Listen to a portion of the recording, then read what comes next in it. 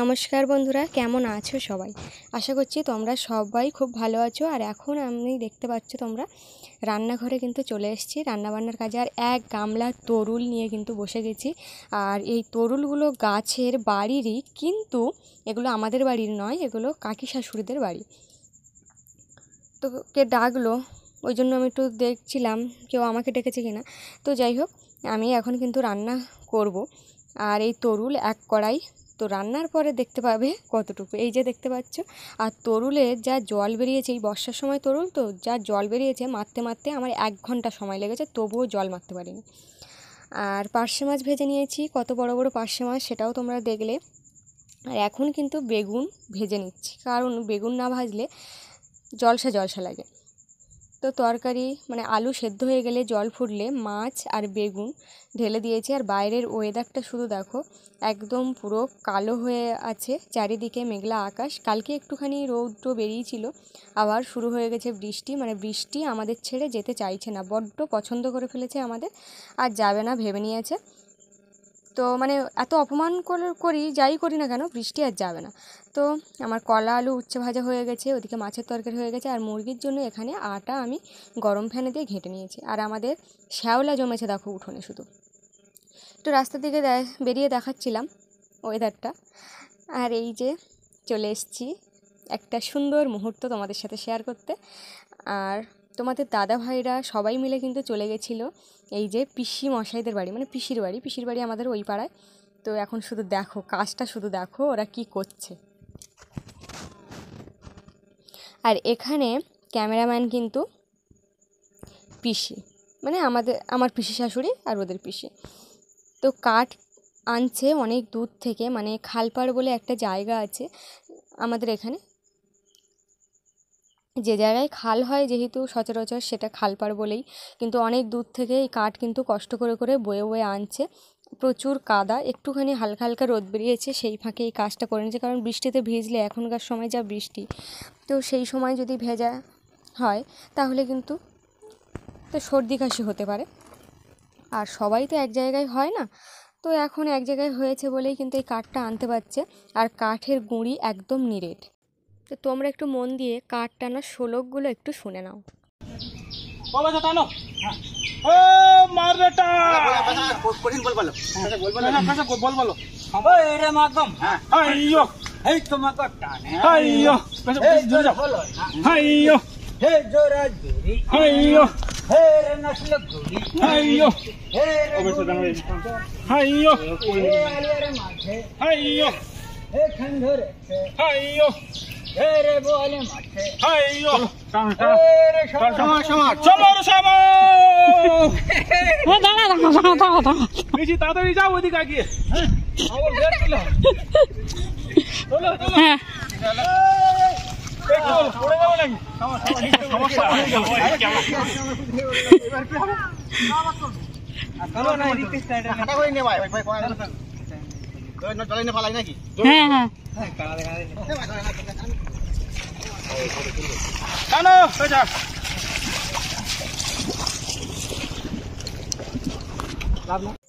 তো কার কার শোলকগুলো শুনে ভালো লেগেছে এবং হাসি পেয়েছে অবশ্যই কিন্তু কমেন্টে জানিও। আর চারিপাশে দেখতে পাচ্ছ ধানের মানে চারা গাছ হয়ে গেছে, এবার কিন্তু রোয়ার পালা।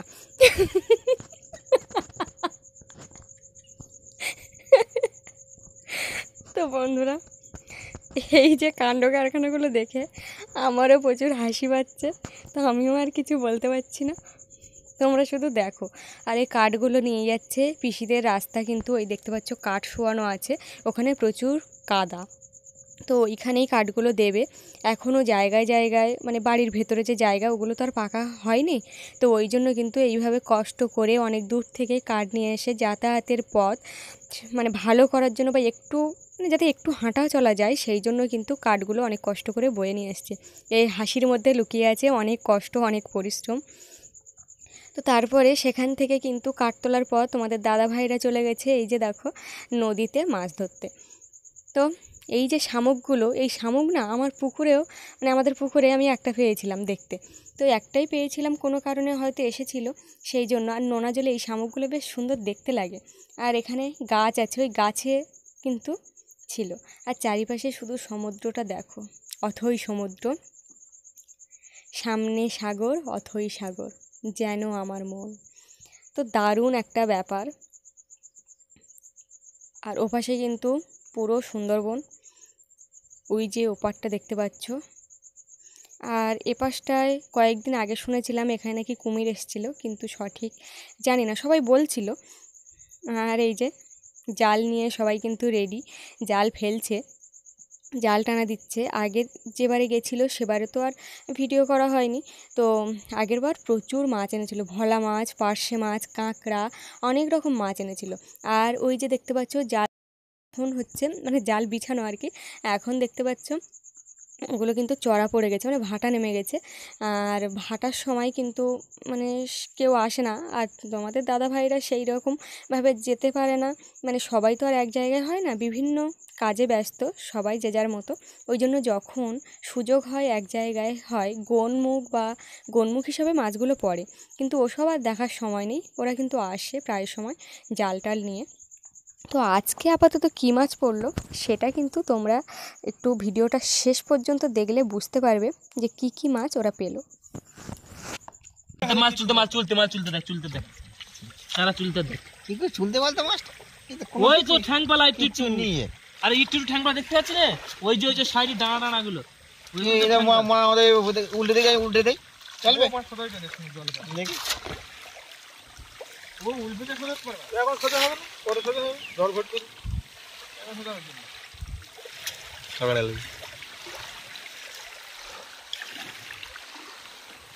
তারা মাছের ব্যাগে ঢুকে।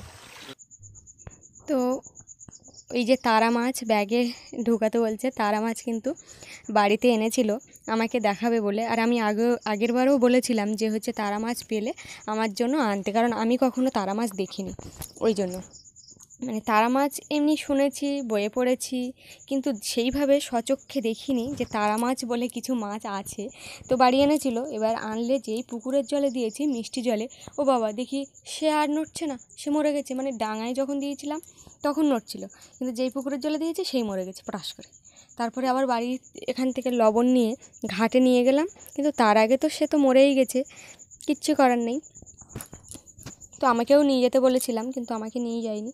তো যাই হোক, আর চারিপাশে কিন্তু দেখতে পাচ্ছ ঘন বন জঙ্গল ঘেরা, মানে চারিদিকটায়।